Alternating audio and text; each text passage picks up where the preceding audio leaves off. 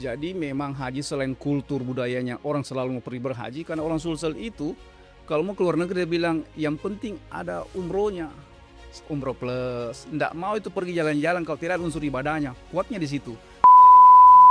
Memang 1-2 tahun terakhir BPKH melihat situasi banyak perpindahan dari reguler, banyak yang cabut mau pindah ke ONA Plus. Ada tren seperti itu karena lamanya menunggu. Kalau Furoda udah nggak ada ya? Furoda kan 2 tahun terakhir menetes, nggak jelas. Karena Furoda itu non kuota. Ada tidaknya itu nggak pasti juga. Tetapi selalu ada, mujamalah selalu ada. Jadi haji itu harus diperjuangkan. Pendapatan kita itu harus disisihkan, bukan disisakan. Seperti Bapak Ibu punya porsi haji dulu, pasti jadi prioritas. Karena sudah daftar tunggu dulu toh. Masuk di garis start dulu. Nah, nanti ketika kita berkemampuan untuk melunasi, jalan.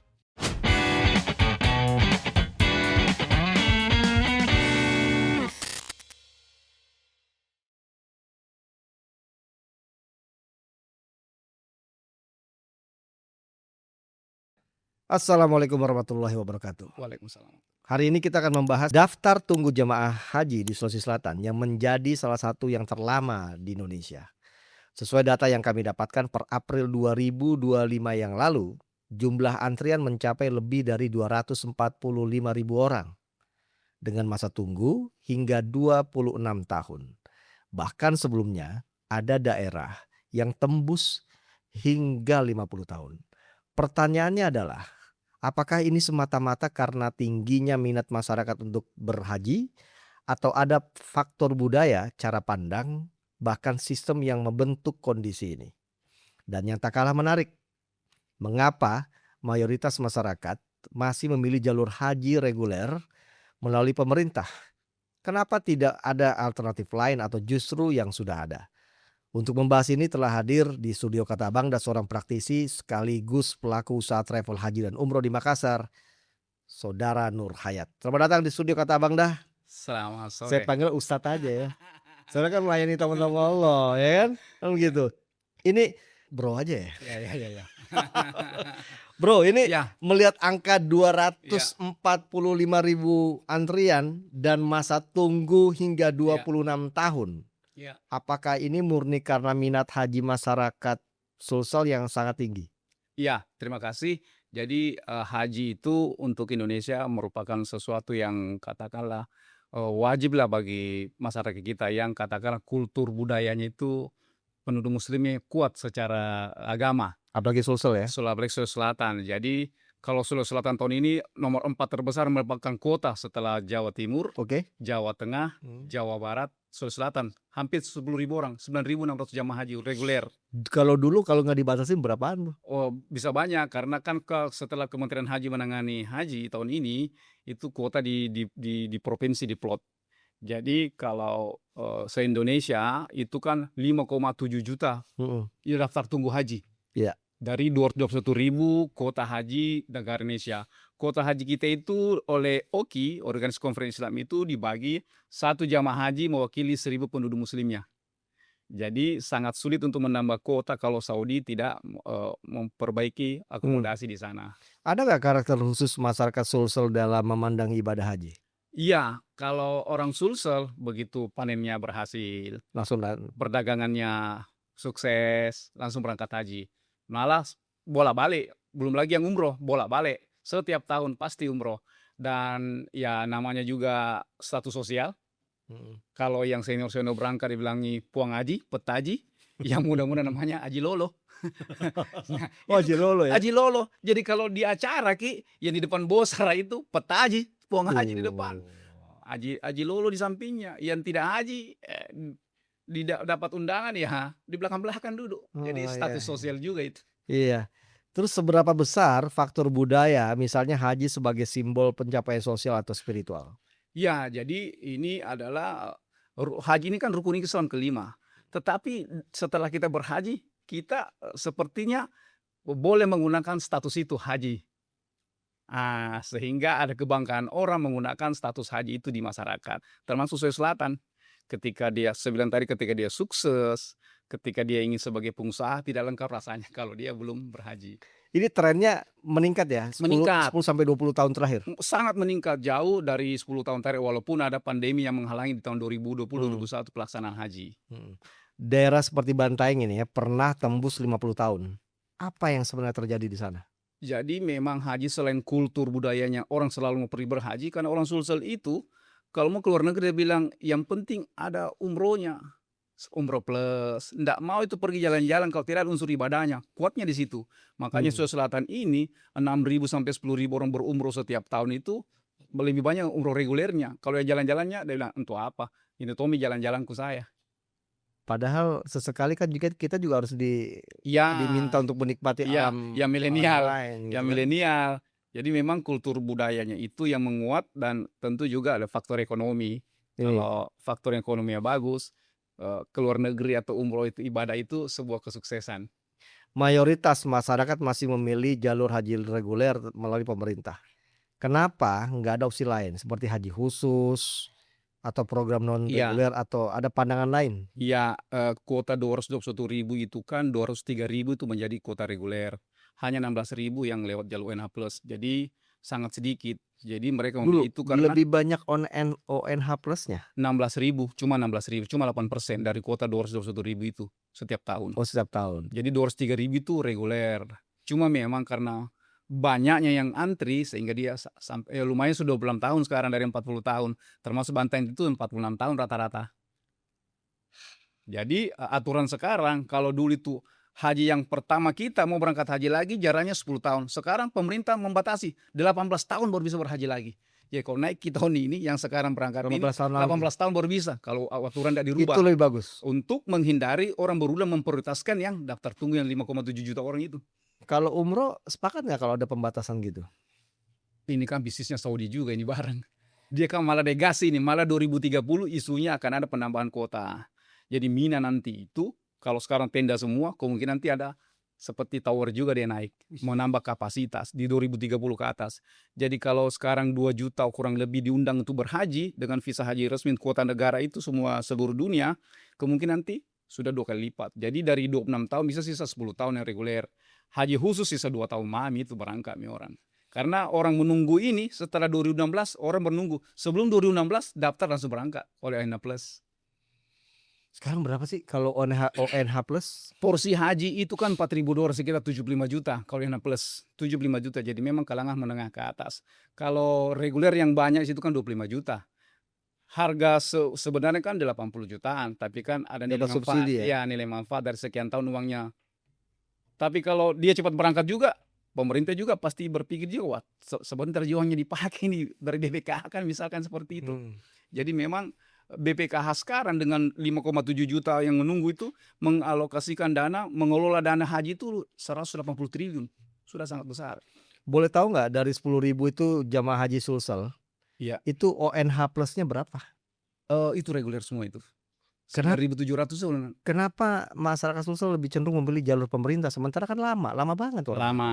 Makanya memang 1-2 tahun terakhir BPKH melihat situasi banyak perpindahan dari reguler, banyak yang cabut mau pindah ke ONH Plus. Ada tren seperti itu karena lamanya menunggu. Kalau Furoda udah nggak ada ya? Furoda kan 2 tahun terakhir menetes, tidak jelas karena Furoda itu kan non kuota.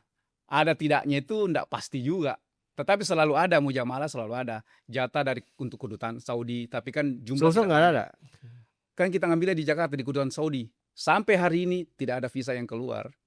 Untuk Kalaupun Sulsel. ada, ya kalaupun ada ya belasan lah, nggak bisa hitung banyak lah. Oh. Jadi resikonya di situ. Furoda itu mahalnya jadi Sampai- visanya sampai 200 juta, visanya 200 juta, belum akomodasi.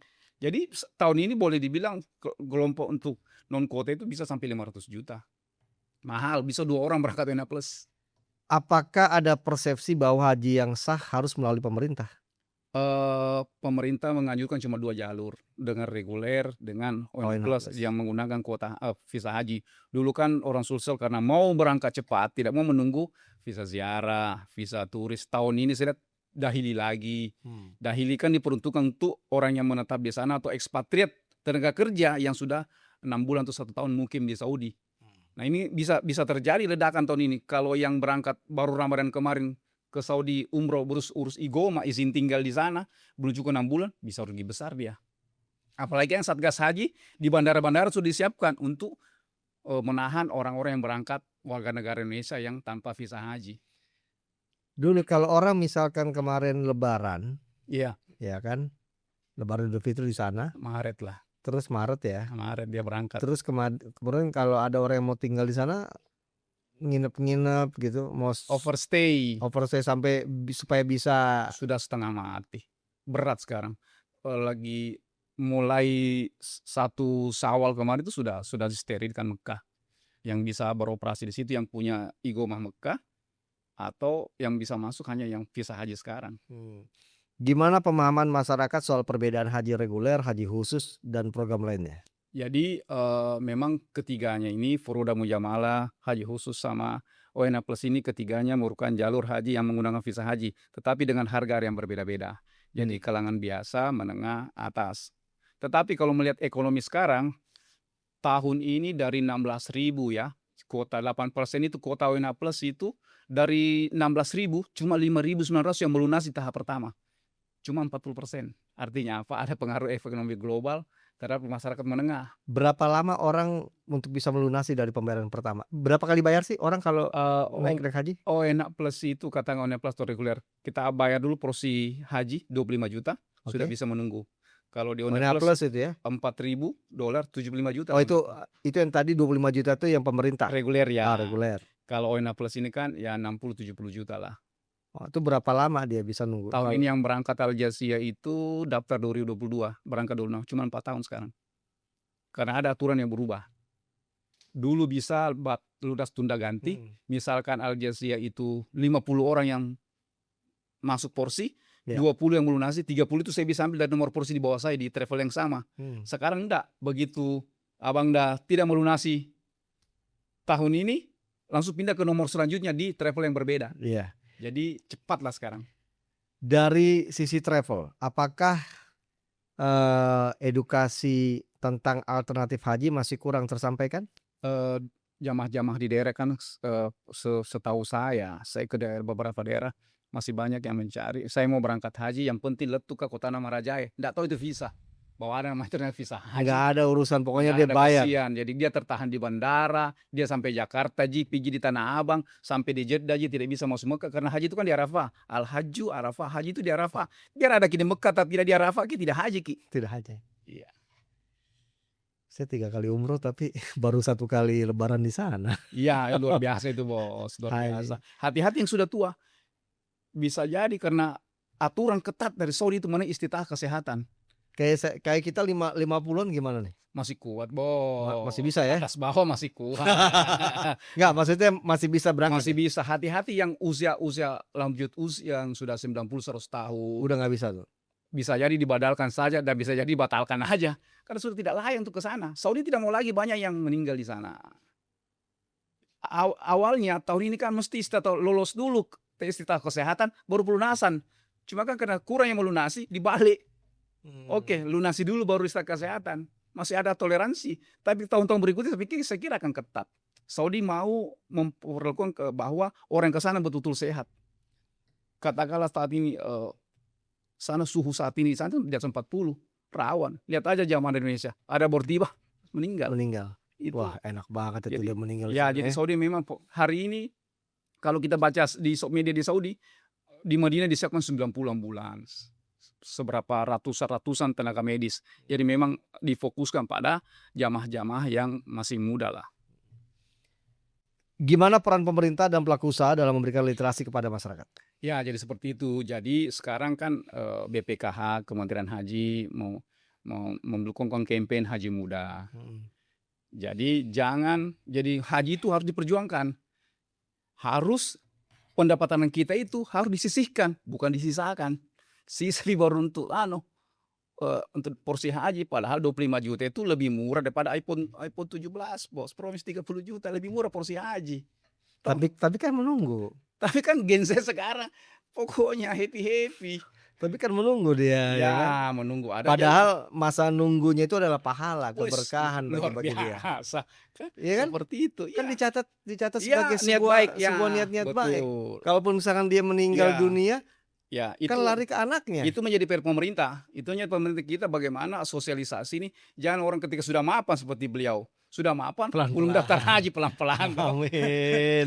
Nikah dulu kita Jangan belum. merasa bahwa haji itu tua pagi, tua pagi baru, karena data dari BPKH, kemarin pertemuan dengan BPK, rata-rata orang memiliki porsi haji pada usia 45 tahun, Pi. Oh gitu. Baru dia bikin ada porsi hajinya, baik reguler maupun ONA plus. Jadi memang mau masa 50 tahun, Pi, baru orang baru serius porsi haji. Kayak ada ya di Jawa itu kemarin saya lihat. Hmm. Di Jawa atau kan di Makassar Hmm. tuh kemarin Hmm. Sulawesi Selatan. Yang tiba-tiba dia menggantikan ibunya, Oh iya, keluarganya. iya.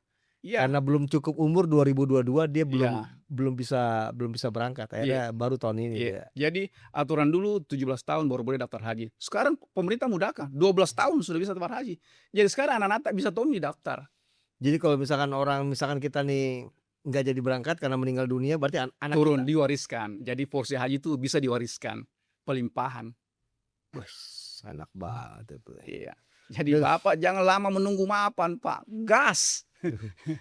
Panggilan dulu. Dengan kota yang mulai bertambah ya. Iya. Dan waktu tunggu yang mulai berkurang, apakah ini cukup menjawab persoalan? Sementara seperti itu. Karena pemerintah Saudi dan saya lihat di pemerintah Indonesia, pemerintah Saudi sepakat. Tidak lagi visa-visa yang bukan visa non prosedural itu ditutup betul. Tidak ada lagi visa-visa lain. Jadi ditertibkan dulu, dimasukkan dalam satu sistem nusuk. Semua apakah mau jamalah, pura harus beli paketnya juga dinusuk. Itu nusuk apa supaya orang Sistem dari Saudi, platformnya. apa? Semua baik itu ONA plus reguler semua harus tetap sini, hotelnya apa, berapa lama di Medina, di tanggal berapa, dia tanggal berapa datang, tanggal berapa pulang. Bisa jadi nanti 2030 orang bisa daftar haji langsung di platform itu, sudah bisa B2C nantinya. Kalau sekarang ada umrah mandiri, nanti haji bisa jadi dibuka platformnya kayak World Ticket begitu, orang bisa langsung daftar sama berangkat haji di platform itu. Kalau platform itu dikembangkan dan itu memungkinkan. Kemarin kalau World Ticket itu jadi diterapkan gimana itu? Dirubah dulu alas hukumnya, undang-undangnya, karena undang-undangnya mengatakan bahwa daftar haji bukan rebutan haji. Oh iya. Dengan tambahan kota 2026, apakah ini solusi jangka panjang atau hanya sementara? Ya saya kira Saudi juga memikirkan untuk bagaimana pendapatan dari sektor haji jasa ini bisa maksimal. Kalau mengurus Selat Hormuz kan ini susah-susah toh. Iya. Perang toh, operasionalnya tinggi, eksplorasi minyak tinggi.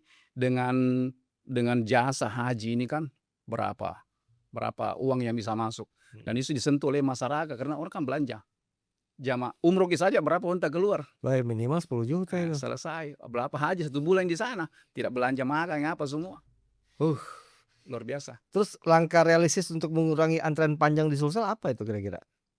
Ya antrian ya itu kan kuota dari Saudi.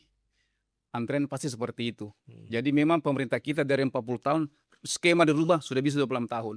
Menunggu lagi 2030 dengan harapan itu tadi bahwa kuota ditambah. Tapi memang akomodasi harus disiapkan dulu di sana. Infrastruktur sudah disiapkan bahwa karena Arafah Mina itu kan kawasannya kan terbatas.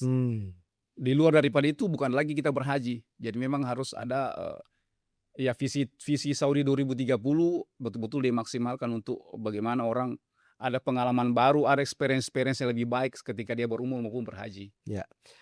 Ini kira-kira perlu nggak ya perubahan pola pikir masyarakat dalam memilih jalur ibadah haji?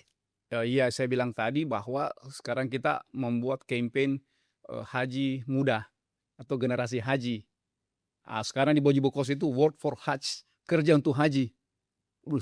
Bahwa di masa muda saya sudah perlu, karena kita tahu bahwa ini pasti menunggu. Yang penting ada porsi hajinya dulu. Dengan jalur resmi tinggal tunggu. Nah, haji itu kan bisa 3 tahun kita mundur. Tahun ini 2026 tapi porsi tak. Abang udah berangkat haji. Belum cukup ya bos. Banyak kesibukan ini. Podcast terus dikerja ini. Bisa mundur 3 tahun. Tidak hangus dana. Padahal kalau udah dipanggil mah itu harus bos. Karena harus itu. haji ini kan menyempurnakan rukun Islam kita yang lain. Dari 1, 2, 3, 4 salat, kata apa semua. Terakhir haji. Jadi selesai haji, ya sudah harus lebih mantap lah. Kok saya jadi mau anak haji ya? Gimana peran travel haji atau umroh dalam membantu solusi bukan sekedar bisnis?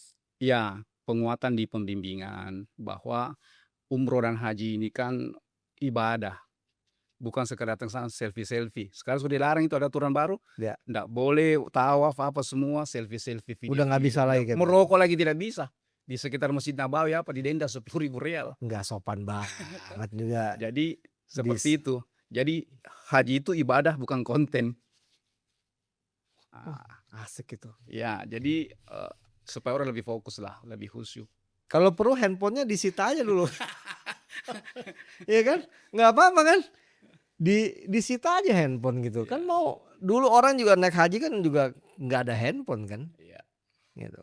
Iya. Nggak mungkin juga orang lagi tawaf terus kita mau angkat telepon gitu. Nggak Iya. mungkin juga gitu. Iya.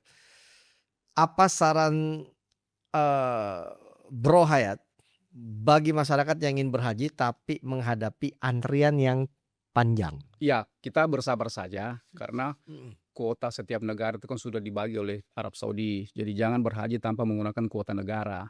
Kuota resmi itu pasti berangkatnya. Harga juga sesuai fasilitas lah ya.